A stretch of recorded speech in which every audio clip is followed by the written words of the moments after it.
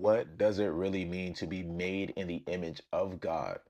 Right? Like, what does that look like? Listen, Genesis 1, verse 26 holds that answer, and it's more powerful than you think. Genesis 1, verse 26 says, Then God said, Let us make mankind in our image, in our likeness, so that they may rule over the fish in the sea, and the birds in the sky, over the livestock and all the wild animals, and over all the creatures that move along the ground. So, before we start, I think it's important that we understand and know what it means to be made in the image of God.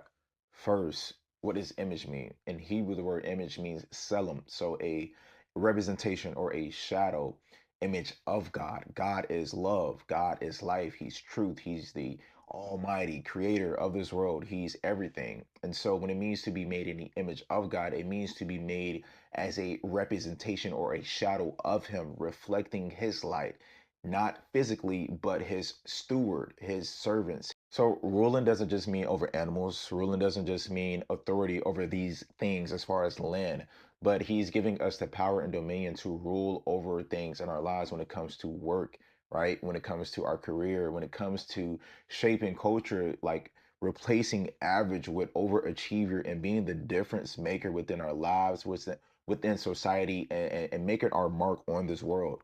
So it's important that you understand that because a lot of us walk around like we have no authority, like we don't have any power to shape or change the trajectory of things in our lives or in this world. Being made in the image of God means that your life has value, your life has purpose, your life has dignity. So respect, honor, and self worth, right? Not from your own achievements, though.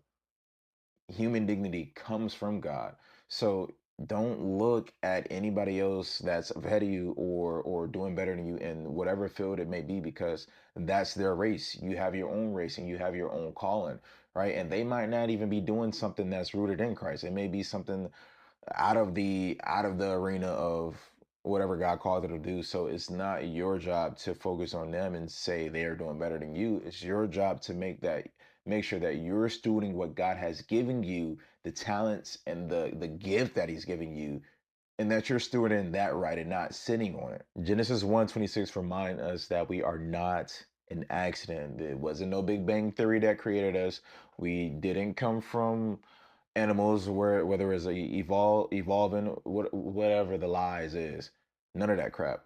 We are made in the image of God and we reflect Him, His glory, and His light. So now the question is, are you living like it?